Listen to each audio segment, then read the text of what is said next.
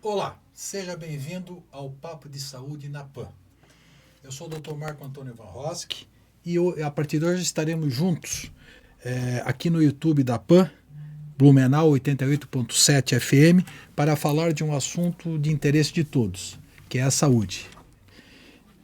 Antes de mais nada, peço a você que está nos acompanhando para que se inscreva no nosso canal.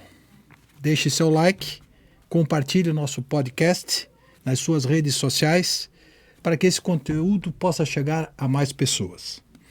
Hoje nós recebemos com muita alegria para falar sobre doenças renais o Dr. Roberto Benvenuti, nefrologista, presidente da Associação Renal Vida, que recentemente inaugurou a sua nova estrutura, uma das maiores da América Latina, e vamos bater um papo descontraído para trazer para vocês informações sobre a importância da prevenção das doenças renais.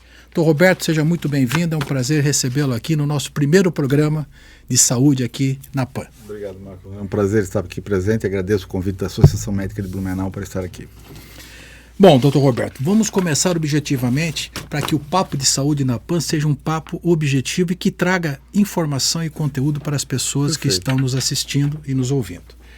Eu começo perguntando para o senhor quais são as funções dos rins no organismo, doutor Roberto. Sim, muita gente acha que o rim é só para, no caso, produzir urina, né? Ou seja, eliminar as toxinas, água e algumas toxinas no corpo que a gente forma naturalmente, que temos que eliminar. Mas o rim é muito mais que isso, né? O rim, ele, além de eliminar a urina, fabricar a urina, produzir esse líquido tão importante para o nosso organismo, ele também é muito importante na produção de glóbulos vermelhos, né? É muito importante na ativação da eritropoetina, que é um hormônio produzido pelo rim, e também ele é muito importante na síntese da vitamina D.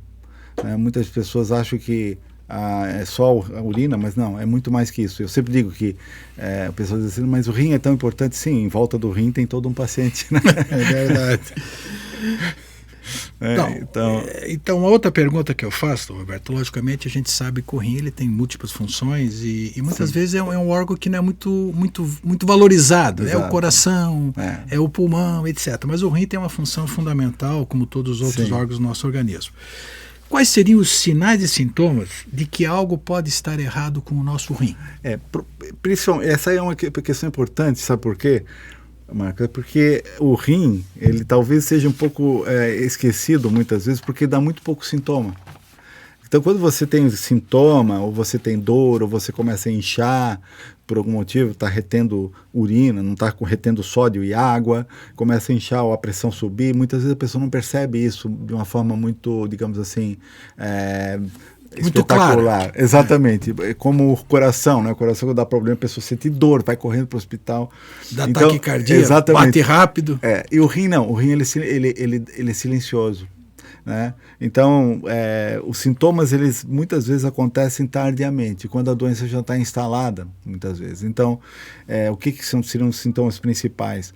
Uma alteração do padrão urinário, né? A pessoa às vezes ele percebe que está urinando muito mais à noite do que do dia. Existe uma inversão de padrão da urina. Uma das outras questões é aumento da pressão arterial. E eu pergunto assim, quantas pessoas medem sua pressão arterial regularmente, né? Então, muitas pessoas nunca mediram a sua pressão arterial, principalmente pessoas acima de 50 anos que têm um alto risco de desenvolver hipertensão. Hoje nós temos uma população brasileira enorme, 60% da população é hipertensa, acima de 60 anos é hipertensa no Brasil. A gente sabe que isso é um dado que corrobora estatísticas mundiais. Hipertensão, inchaço, a pessoa começa a perceber que ela está ganhando peso, mas porque ela não é que está engordando, ela está ganhando peso porque está inchando mesmo. Está retendo líquido. Está retendo líquido.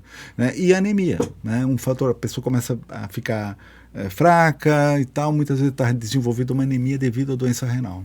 São os sintomas mais importantes, mas esses sintomas eles são silenciosos.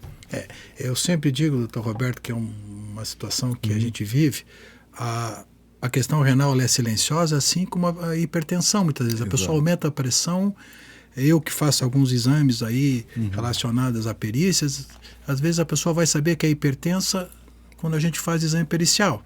E muitas vezes a hipertensão também de longa data pode trazer também reflexos renais, né? Quais são as pessoas mais suscetíveis a ter uma doença renal? Existe?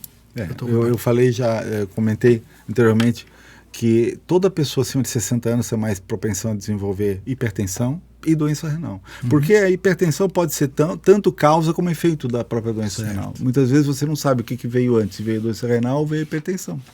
Né? Então, essa questão da idade, da hipertensão, dos pacientes diabéticos, a população diabética aumenta cada vez mais.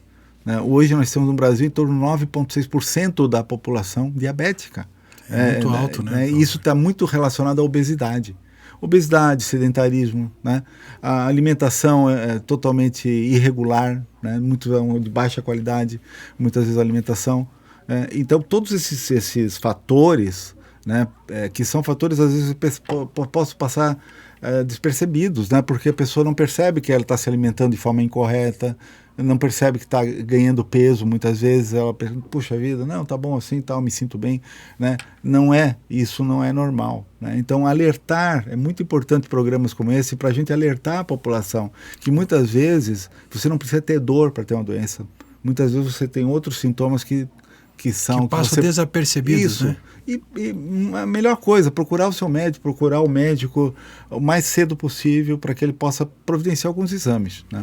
É por isso que eu faço agora uma pergunta a seguir. O Roberto já respondeu um pouco dessas questões, mas acho que essa é importante. Né? Como prevenir uma doença renal, que na verdade é como prevenir todas as doenças, né? Então o Dr. Roberto vai poder, que é professor da FURB também, meu colega da universidade, como é que a gente previne uma doença renal? Principalmente estabelecendo essas questões que a gente chama de vida saudável, vida equilibrada, né? O tabagismo já foi uma coisa, o fumo é uma coisa que diminuiu bastante no Brasil, né? Hoje nós temos aí a quantidade de fumantes diminuindo em torno de 20%, né? Então isso na população geral é bastante, mas ainda tem muito paciente que fuma, né? E a gente precisa alertar sobre esse risco do tabagismo, né? Sobre a questão que eu já comentei da obesidade, que ela é endêmica, né? É endêmica e vai aumentando cada vez mais. Isso no mundo inteiro está acontecendo isso, inclusive na África, que não tinha obesidade agora tem. Né, uma questão da alimentação ali, né, e nós temos fatores genéticos, então famílias, né, que tem aí história tem que procurar o seu médico, fazer exame, né? Às vezes você tem uma doença genética e que passa batida, né, e a pessoa não sente nada, não sente bem. Então a prevenção basicamente é cuidar da pressão arterial, ter uma alimentação correta, não fumar, né? A questão do álcool com moderação, né? Fazer exercícios físicos, tomar o seu remédio, caso você seja hipertenso ou diabético, usa a sua medicação, tome regularmente a sua medicação. Muitas pessoas não se automedicam, né? Não se automedicam, ou então tem o remédio. Poxa, o SUS hoje providencia uma série de medicamentos grátis, né? Então não é desculpa, eu não posso comprar. Tem remédio na rede pública, né? Então a gente pode estabelecer certos parâmetros assim sobre aquele paciente que realmente está interessado, que tem uma família que pelo menos se interessa-se pelo paciente, que leve ele, que procure achar uma doença de uma forma inicial para que a gente possa estabelecer o quê? Que ela pare de evoluir. Porque o que acontece muitas vezes é que você pega o paciente em um estágio tão avançado, que, Marco, já vai para que você não tem mais o que fazer a não ser colocar o paciente na hemodiálise. Né? Então isso é o problema. Se você vê numa fase inicial, você consegue pelo menos estabilizar o paciente, evitar estancar a progressão rápida, né? Ou pelo menos diminuir a velocidade de progressão. Né? Porque assim, o Dr. Roberto, eu sempre digo o seguinte, às vezes a pessoa muito jovem, ela acha que ela não tem nada. Então a gente que já é um médico há mais tempo, né? E a gente tem essa veia também da academia, da universidade, eu sempre digo, mesmo os jovens, eles têm que eventualmente aferir a pressão, fazer uma revisão anual, né, para ver como é que está o colesterol, como é que está a pressão, como é que está a glicose, porque a glicose também às vezes é silenciosa, tu vai tendo essa questão do distúrbio do açúcar, que vai afetar toda a situação dos órgãos do nosso organismo, né? Exato. Então, eu acho que a melhor prevenção é como o Dr. Roberto falou, é a gente estar atento e saber, né? Que mesmo não tendo sintomas, a gente tem que ter uma vida saudável, regrada, né? Exatamente. É isso aí. Uma vez que os rins não funcionam normalmente, tá? Como o Dr. Roberto já falou, o que a gente faz? Existem vários graus também, tem né? vários estágios da doença renal, né? Então, o nefrologista, ele não pode, não tem nefrologista suficiente no Brasil para ver todos os pacientes que têm alterações. Então, se estabeleceu uma política de atenção ao paciente renal, foi com o Ministério da Saúde, a Secretaria Estadual de Saúde também adota esse mesmo princípio, que é a política estadual de acompanhamento. Isso significa o seguinte, que os pacientes no estágio 3A, até o estágio 3A, que é um estágio intermediário do doença renal, podem ser acompanhados na unidade básica de saúde, que nesse caso é basicamente acompanhando a pressão arterial e a evolução, a creatinina do paciente sendo medida na rede. Evoluir a função do Exatamente, rim, né? pode ser feito na unidade básica ou no consultório do clínico geral, né? Esse tipo de acompanhamento. Quando você tem um paciente que progride mais, chega no estágio 3B, 4 e até 5, que é aquele paciente que já está deve fazer hemodiálise ou deve fazer diálise peritoneal ou mesmo um transplante, nesse caso ele deve ser encaminhado para o nefrologista. E hoje a gente tem feito, como não dá para atender todos esses pacientes, a gente tem feito o quê? Atendimento pela telemedicina nesses casos. É uma evolução, né? Exatamente. O que acontece? O médico da UBS, ele manda para a gente, manda para o Estado um pedido de consulta e nós respondemos. Esse paciente tem que ser encaminhado, esse paciente tem que fazer uma biópsia, esse paciente pode ficar na unidade básica, fazendo esses cuidados aqui. Então isso melhora em muito essa permeabilidade do atendimento ao paciente renal. Quer dizer, um assunto que o Dr. Roberto colocou, que eu gostaria de também colocar para quem nos assiste, nos ouve, que a telemedicina é uma evolução. Sim. Agora, durante a pandemia do Covid, nós sentimos da importância da telemedicina, que vem cada vez mais trazendo esse olhar de atendimento também lá na base da saúde. Por exemplo, o nefrologista às vezes não está à disposição para todos. Sim. Mas se tiver uma teleconsulta, uma telemedicina com o colega lá na ponta, certamente esse atendimento vai sendo cada vez melhorado. Quer dizer, Exato. As ações, as prevenções, as orientações. Então eu acho que isso é um fator importante, que isso é irreversível. Acho que nós usamos o termo matriciamento, sabe, Marco? Matriciamento, que é o matriciamento, ou seja, o paciente está sob cuidado da nefrologia, apesar de que ele não está presencialmente na frente do nefrologista. Mas está por trás um nefrologista. Exato. Que está sempre orientando. Isso, essa é a ideia. Muito legal isso, muito legal mesmo.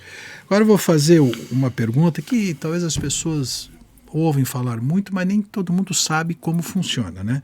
O que é diálise, para que serve e como ela é feita?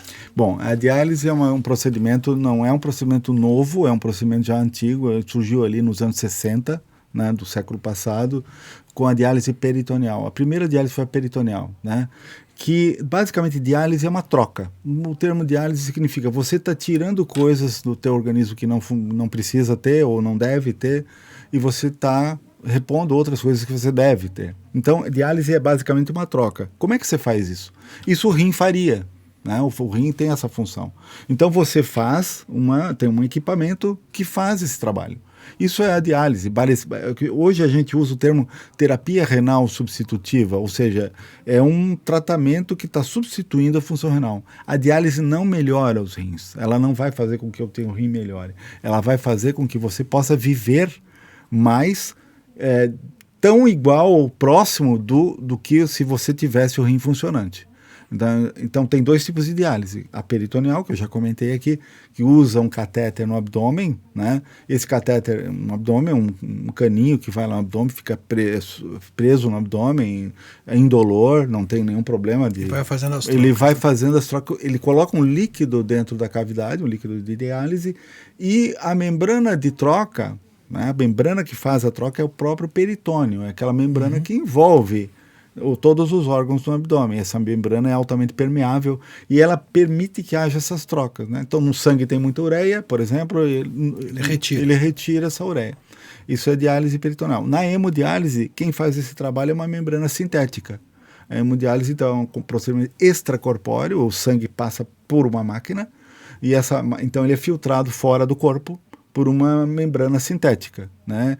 Então isso é feito na clínica, no caso aqui em Blumenau, na Renal Vida, né? Então o paciente tem que ir lá várias vezes por semana, 3 vezes por semana, regularmente para fazer esse trabalho. Eu falei da diálise porque o importante, como a gente estava conversando, Roberto, é a prevenção para que não chegue na diálise. Exato. Porque a diálise já é uma questão de uma lesão renal avançada, em que o rim não tem mais condições de fazer a sua função, que, como o Dr. Roberto explicou bem, é feita de uma forma ou a diálise peritoneal ou a hemodiálise. Sim. E agora vamos entrar num assunto que é um assunto que para nós aqui de Blumenau é bastante importante, até porque somos referência nacional e da América Latina. Uhum. E aqui temos assim uma equipe multidisciplinar em transplante de alta capacidade, tanto em técnica como em capacidade de executar transplantes, múltiplos transplantes de fígado, rim, pâncreas, fígado. Então a gente nos orgulha muito isso, né? E é um assunto que eu acho que é muito importante. O que é transplante renal? O transplante sempre foi um grande sonho da humanidade, você substituir órgãos.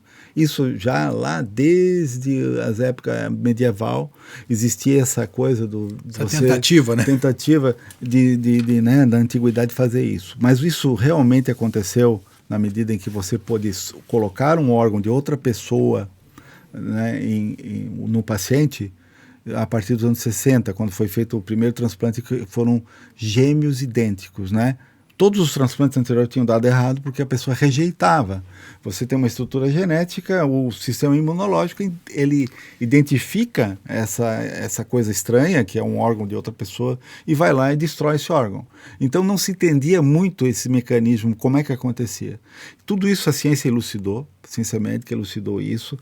E o primeiro transplante que deu certo realmente foi entre gêmeos idênticos. Eles tinham a mesma estrutura genética, né? Então não houve rejeição.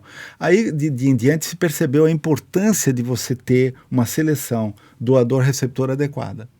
Então o transplante, o que ele é? Basicamente é um procedimento cirúrgico, mas que tem um viés clínico e imunológico importantíssimo, porque você tem que ter uma boa escolha de um doador para aquele receptor.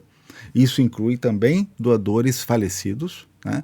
E hoje Blumenau, você comentou bem, Blumenau é realmente uma referência nisso. E Santa Catarina, eu diria, né? Porque tudo isso é coordenado também pela Central de Transplantes, que fica em Florianópolis. Que funciona muito bem, exatamente, né? Essa central é controlada pelo governo estadual, né? Até para ter certinho, né, doutor Roberto, só para as pessoas entenderem, existe fila, existe todo um trabalho em que isso é feito de uma forma transparente, né? Sim. Então, isso, Santa Catarina, a gente tem orgulho de ter uma central de transplante que funciona tão bem assim, né? E outra coisa fundamental são os remédios, as medicações que a gente usa para evitar a rejeição, né? Mesmo que o paciente esteja muito próximo à estrutura genética de um e de outro, você tem que tomar os medicamentos para evitar a rejeição, né? Então, esses medicamentos são disponibilizados pelo SUS de forma gratuita aos pacientes, né? Então, isso o paciente ele vai ter que tomar essa medicação durante toda a sua vida. Eu faço sempre uma analogia, né, com um filme que acho que muita gente viu, que é do filme do Harry Potter, né? O que é a imunossupressão, né? A imunossupressão, ou seja, você está suprimindo o sistema imunológico. Nós temos lá soldadinhos do nosso sistema imunológico, que são os linfócitos, né? Os linfócitos, eles reconhecem um órgão, eles vão lá e reconhecem e destroem. Então, o que você faz? Basicamente, que nem o Harry Potter fez quando botou o manto da invisibilidade, né? O remédio é o manto da invisibilidade. Você coloca aquilo sobre o órgão. O imunológico não conhece. E o sistema imunológico, ele sabe que tem alguma coisa ali estranha, mas ele não consegue identificar. Porque não reconhece. Não reconhece, exatamente. É muito legal essa tua analogia, né? Eu falo de transplante renal, Roberto, porque eu acho que assim, é uma outra pergunta que eu vou te fazer, porque eu acho que assim, que doar órgãos é um ato de amor extremo, né? Com certeza. A gente sabe que no transplante renal muitos pais já doaram para filho doaram para os pais, né? O rim é um órgão bilateral, né?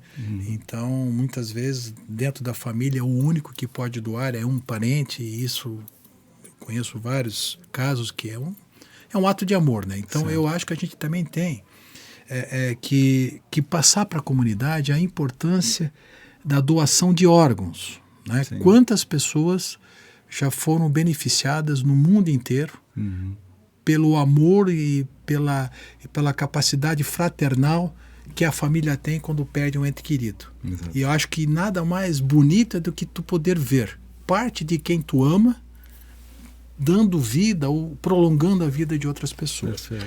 Então eu te pergunto, como eu posso ser um doador renal ou um doador de órgãos? Olha, no Brasil, a nossa lei de transplante ela é muito avançada, né? Essa lei de transplantes foi feita lá em 96 e foi reformada depois em 2003, se não me engano, porque ela dizia que a pessoa podia ser um doador presumido, né? Inicialmente. Então você tinha que colocar lá na carteira que você, motorista, que você... Isso não funcionou. Não funcionou porque o que acontecia? As pessoas não estavam meio esclarecidas sobre essa questão. A informação. Né? Exatamente. Na medida em que foi retirada essa exigência, ou seja, qual é a única coisa que se é necessário para ser um doador? Que você diga assim, eu quero ser um doador.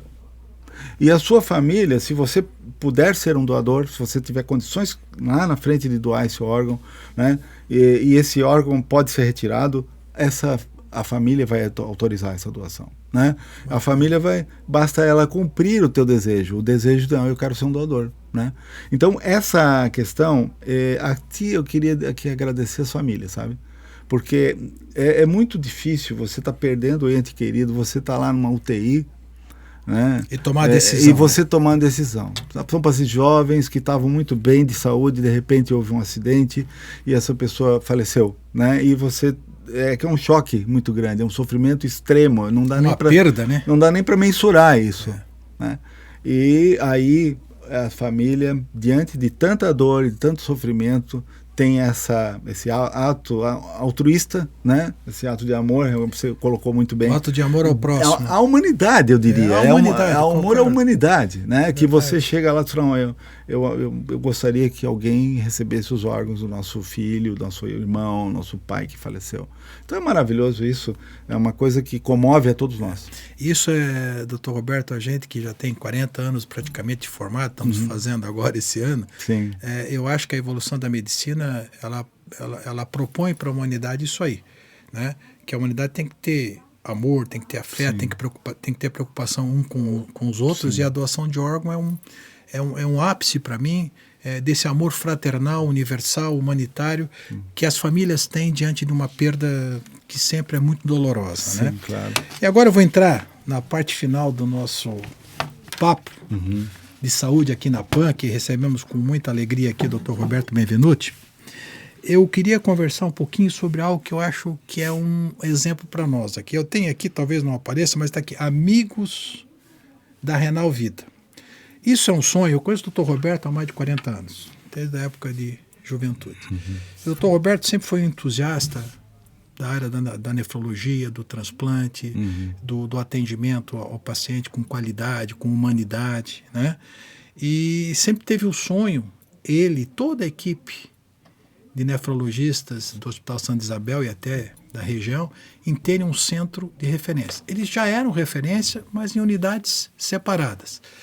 E com a participação da comunidade, com a ajuda de muitos, com o empenho de vocês todos, não só médicos, enfermeiros, a área administrativa, enfim, a comunidade que vamos supor, comprou essa necessidade, essa ideia de um centro de excelência no atendimento às doenças renais, com a participação, né, de agentes políticos que fizeram emendas, nos ajudaram a que o sonho fosse realizado na semana passada.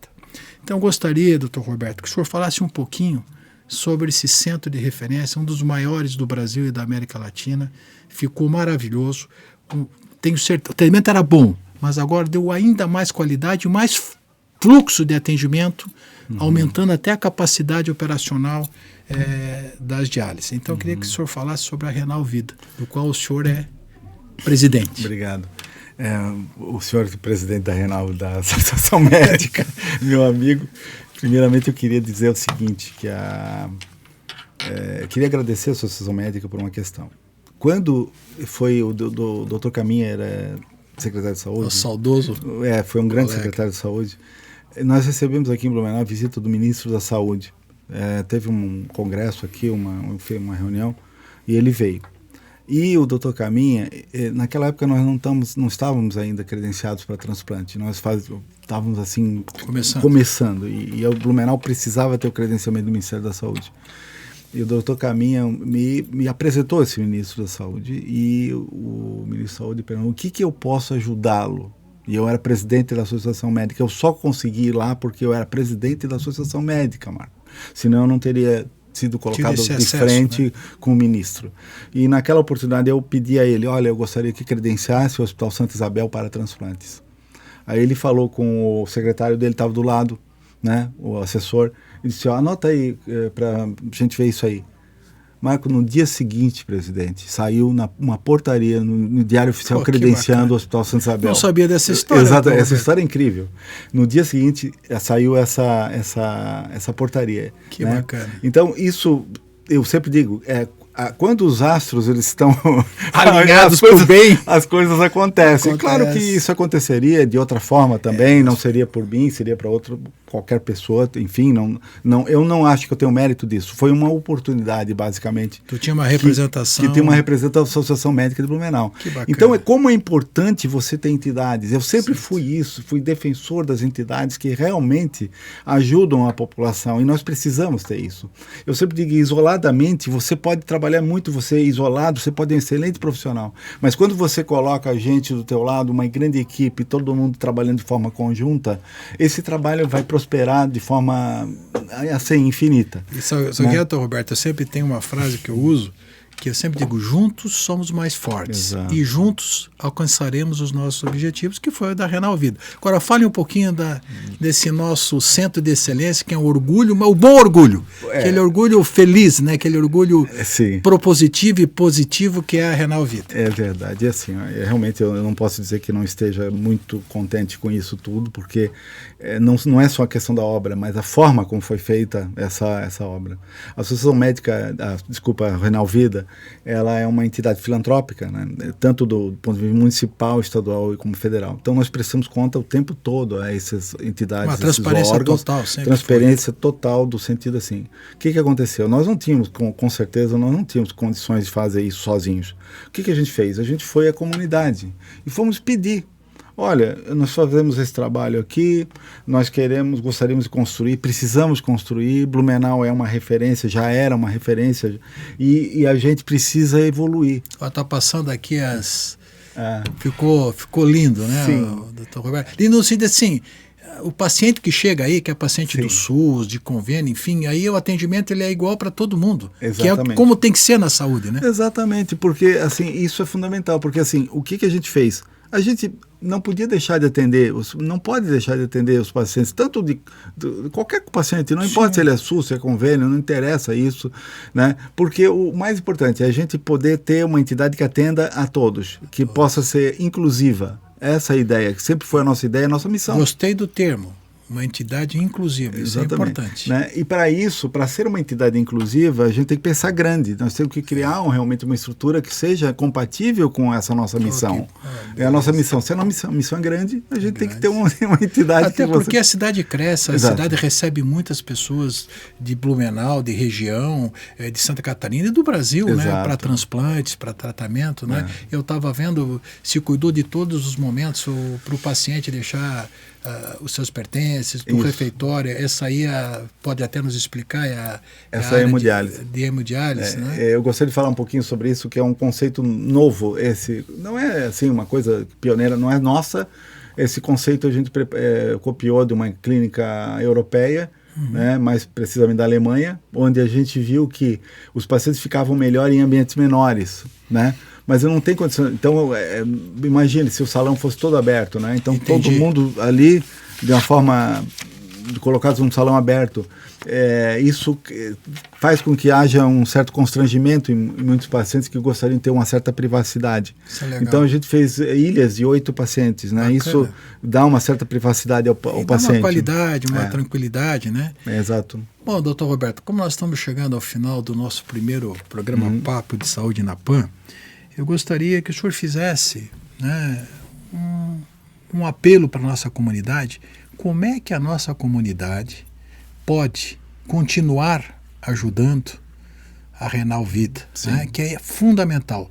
saúde pública precisa das parcerias público, privada, mas também da participação da comunidade neste auxílio. Então, olhando para aquela Câmara ali, faça um apelo para a nossa comunidade continuar e ampliar esse apoio que ela tem dado à Renal Vida. Bom, primeiramente eu queria agradecer. Nós temos mais de 40 mil doadores recorrentes hoje na Renal Vida. Pessoas que doam na conta de luz, são valores bem variáveis, né, que doam na conta de luz, na conta de telefone.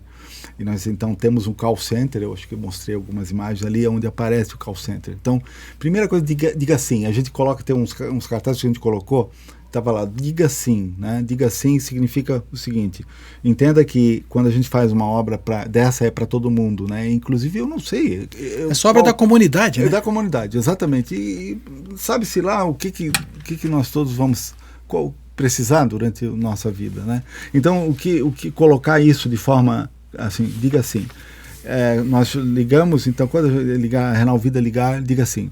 A pessoa pode doar de forma ou boleto ou no cartão. Qualquer valor, né? De acordo com a sua possibilidade. Ou Pix, né? Tem várias formas de doar. Bom, hoje nós estamos trabalhando muito com internet, né? Assim como o nosso programa aqui, né? Muito com internet, no sentido de que a internet é muito acessível e permeável à população de uma forma geral. Então, eu diria o seguinte: vá no nosso site do Renal Vida, renalvida.org, né, .br, e esse site lá tem todas as instruções para quem quiser ser um doador, quem quiser colaborar com a Renal Vida, possa então participar. Eu acho que é mais fácil do que muitas vezes telefonar, porque muitas vezes você telefona, não tem área, ou a coisa está meio congestionada e a pessoa acaba perdendo essa oportunidade. Então, vá lá no nosso site e lá tem todos, ou seja um doador, tem uma caixinha, seja um doador. Digamos aí assim, tem todas as instruções. Diga sim à Renal Vida, diga sim à vida, né? Exato, diga sim à vida. E eu diria mais. Quem quiser visitar a gente programa assim, tours na nossa clínica. Então, a pessoa que quiser ir lá visitar... Conhecer, né? Exatamente. Manda uma mensagem, a gente vai agendar uma visita para que possa conhecer essa obra, que é uma obra de todos, é uma obra comunitária. Eu digo sempre, hoje eu sou presidente, daqui a pouco eu não sou mais. A comunidade é que, na verdade, é dona da Renal Vida, né? É uma entidade que, né, os médicos trabalham lá, sim, trabalham, mas não são donos da Renal Vida. Né? A Renal Vida, ela é da comunidade, então que a comunidade vá lá e participe. Queria agradecer aqui também, Marco, todos os empresários, a população em geral, políticos, né? Que, olha, Marco, é interessante uma coisa, a saúde une as pessoas. Você é político, você sabe muito bem, quando você fala na saúde, não tem partido nessa história. Todos entendem, todos sentem a necessidade. É um bem maior. Exatamente, né? É um bem maior. E as pessoas entendem, não importa o partido, a pessoa sabe que aquilo ali é uma coisa, é um propósito de nobreza, né, realmente. É humanitário. De humanitário. Você está sendo realmente, você está sendo grande quando você ajuda na saúde, porque a dor só entende quem tem. A dor só entende quem tem. Então, e isso é uma coisa certa, todos nós um dia vamos precisar, né? Todos nós. Então é essa sensibilidade que a gente percebe na comunidade que é fundamental. Então não só com a Renal Vida, mas outras entidades também. Bom, Dr. Roberto, quero agradecer ao Dr. Roberto por essa entrevista tão produtiva e tão humana, né, que a gente teve aqui nesse Papo de Saúde na PAN. Quero em especial agradecer a você que está nos acompanhando. E também quero que você sugira para nós, se você tiver algum tema, algum assunto que gostaria de ver aqui debatidos, conversado nesse papo informal, por favor, nos mandem a sua sugestão. E mais uma vez eu também quero reforçar aí o pedido para que vocês, lá no nosso YouTube da Jovem Pan Blumenau 88.7, vão lá, se inscrevam no canal, deem seu like, retransmitam essa nossa entrevista, esse nosso conteúdo, porque é muito importante. Saúde, ela é um bem maior do ser humano. Nada tem razão de ser na nossa vida se a gente estiver doente. Então, a prevenção da saúde é isso que a gente se propõe aqui, informar, trazer assuntos que possam dar a vocês os cuidados com a prevenção, porque a prevenção é a melhor forma de fazer saúde, né, doutor Roberto? Só para encerrar, eu vou dizer o seguinte: a prevenção ela sempre é muito mais barata em saúde pública e saúde complementar do que a saúde curativa, né? Sem menor Não é verdade? sombra de dúvida, é por aí mesmo. Tá bom, doutor Roberto, muito obrigado, Obrigado. né, pela sua disponibilidade de vir aqui, e a você também agradeço muito a sua audiência por ter nos acompanhado e nos ajude a fazer cada vez o programa melhor. Nos mande sugestões. Uma honra. Obrigado a todos Muito obrigado. e até a próxima.